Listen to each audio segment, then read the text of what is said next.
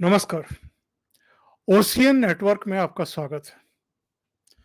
कांग्रेस की राजनीति का स्तर कहाँ पहुंच गया है, आप जरा इससे अंदाजा लगाइए कि केंद्रीय मंत्री और 2019 के लोकसभा चुनाव में अमेठी में राहुल गांधी को करीब 55,000 वोटों से हराने वाली और अक्सर कांग्रेस पर और गांधी नेहरू परिवार पर बरसती रहने वाली स्मृति ईरानी की 18 साल की बेटी पर हमले किए गए। उनका चरित्र हनन करने की कोशिश की गई और मां पर अटैक करते करते कांग्रेस के जो मीडिया विभाग के प्रभारी बनाए गए हैं, जयराम रमेश और पवन खेड़ा, उन्होंने एक प्रेस कॉन्फ्रेंस करके गोवा में किसी रेस्टोरेंट को लेकर के उनकी बेटी के अवैध मालिकाना हक का सवाल खड़ा कर दिया और ये प्रेस कॉन्फ्रेंस में किया गया। और पवन खेड़ा ने, जयराम रमेश ने जिस तरह के शब्दों का प्रयोग किया, उसको लेकर के स्मृति ईरानी जो है वो सामने आई और उन्होंने पलटवार किया कांग्रेस पर। ये स्पष्ट कर दिया कि उनकी बेटी अभी भी कॉलेज में पढ़ रही है और किसी भी इस तरह के रेस्टोरेंट से उसका कोई लेना देना नहीं है।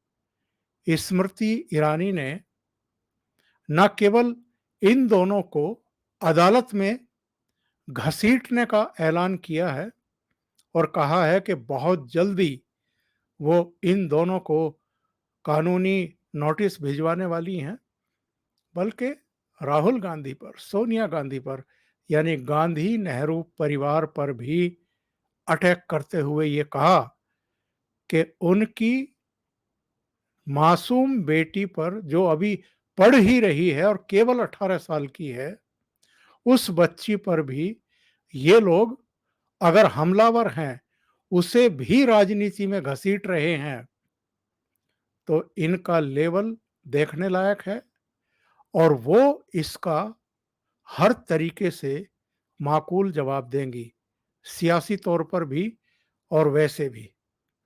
उन्होंने कहा कि मुझ पर, मेरी बेटी पर इसलिए अटैक किए गए हैं क्योंकि मैंने हाल में गांधी नेहरू परिवार की 5,000 करोड़ की लूट की पोल खोली थी।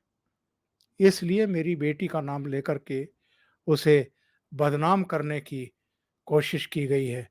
स्मृति ईरानी ने बाकायदा प्रेस कॉन्फ्रेंस की और ये कहा कि कांग्रेस मुख्यालय में दो अधेड़ उम्र के पुरुषों ने 18 साल की लड़की की इज्जत की धज्जियां उड़ाने का दुस्साहस किया। उसका दोष है कि उसकी मां 2014-2019 में राहुल गांधी के खिलाफ अमेठी से चुनाव लड़ी और सोनिया गांधी राहुल गांधी के 5,000 करोड़ की लूट पर प्रेस कॉन्फ्रेंस की। स्मृति ईरानी ने यह भी कहा कि आज प्रेस कॉन्फ्रेंस में एक कांग्रेस प्रवक्ता ने हंसते हुए जिस लड़की पर आक्रमण किया, वो राजनीति में नहीं है। कांग्रेस प्रवक्ता ने आरोप लगाया कि वो एक अवैध बार चलाती है। मैं पवन खेड़ा से कहना चाहती हूं कि मेरी बेटी कॉलेज में पढ़ती है, वो कोई बार नहीं चलाती।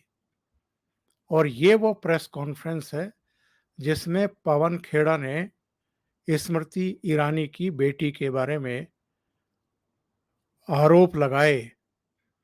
और ये जो श्रीनिवास बीवी है, ये इनके यूथ कांग्रेस के पदाधिकारी हैं।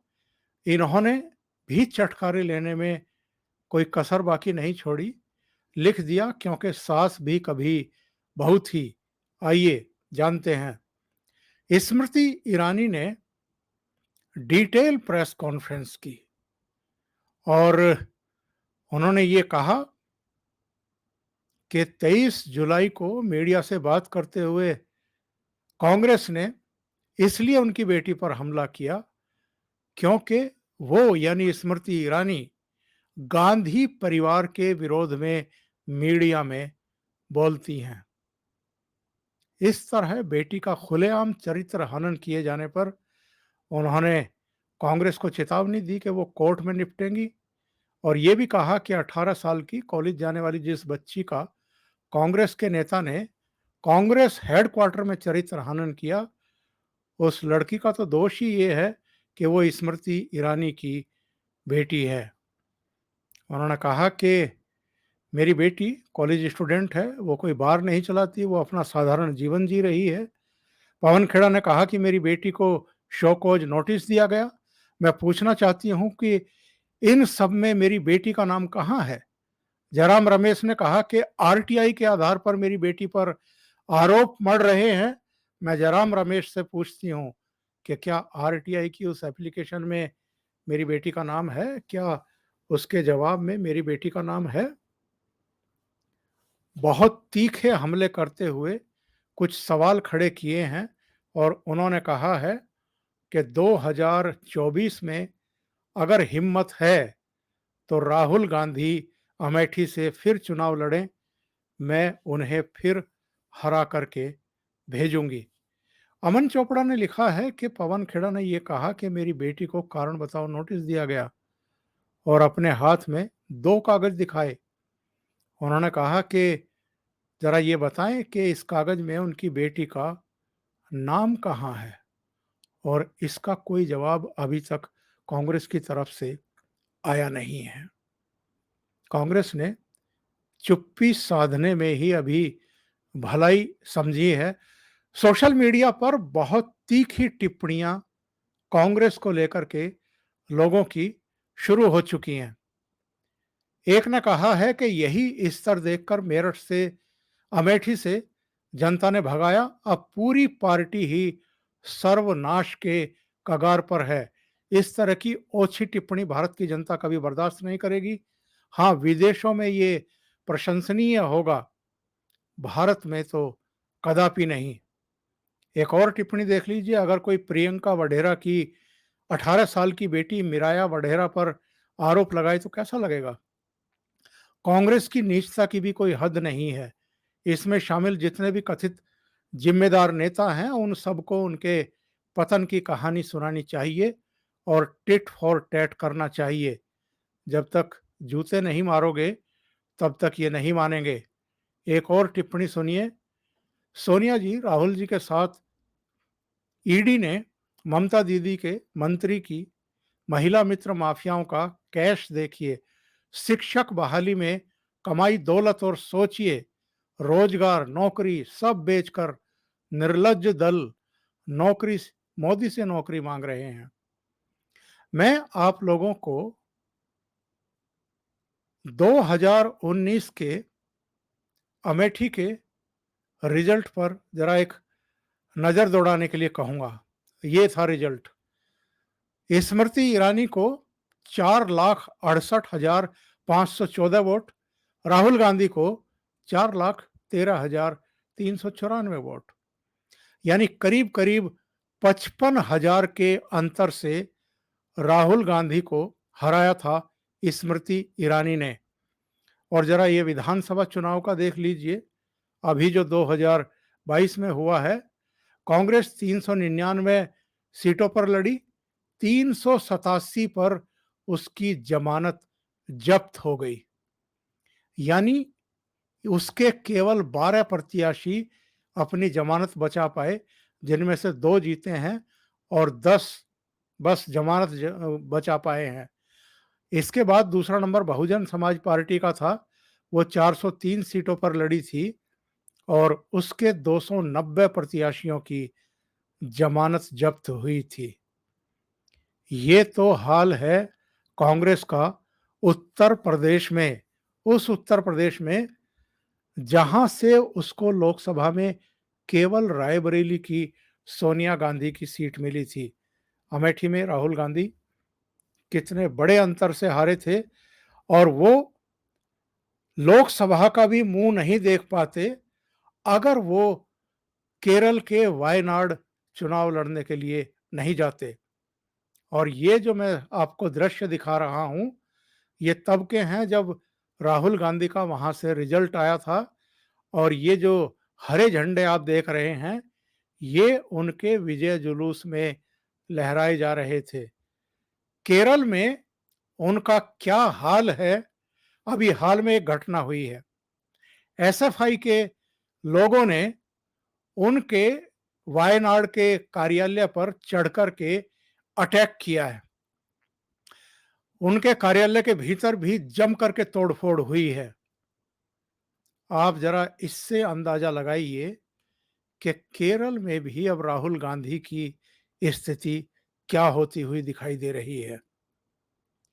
क्या राहुल गांधी फिर से 2024 में उत्तर प्रदेश लौटने के बारे में सोच रहे हैं और इसलिए अब स्मृति ईरानी पर उन्होंने अटैक करवाने शुरू किए हैं?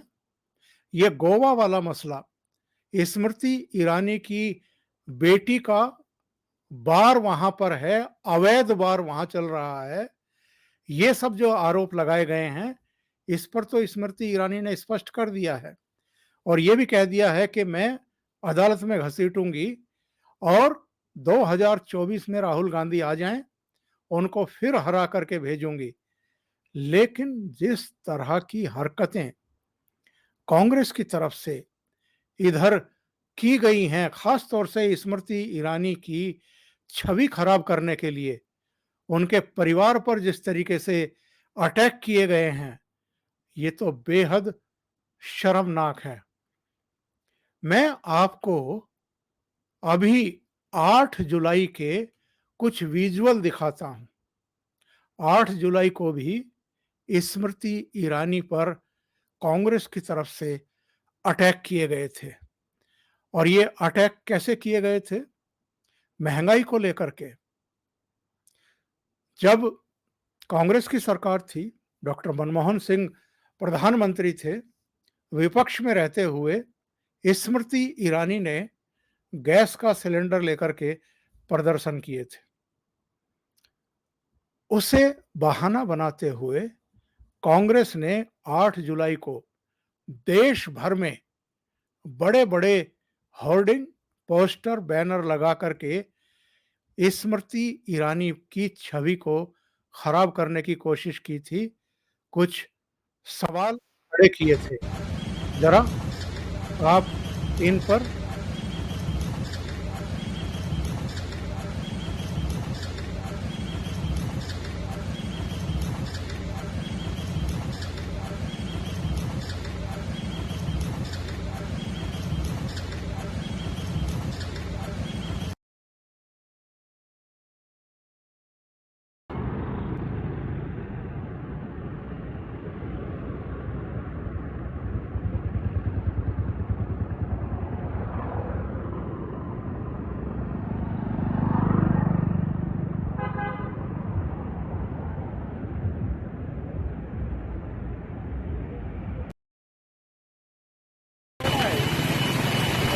हर जगह आप पाएंगे कि स्मृति ईरानी को अटैक किए गए थे।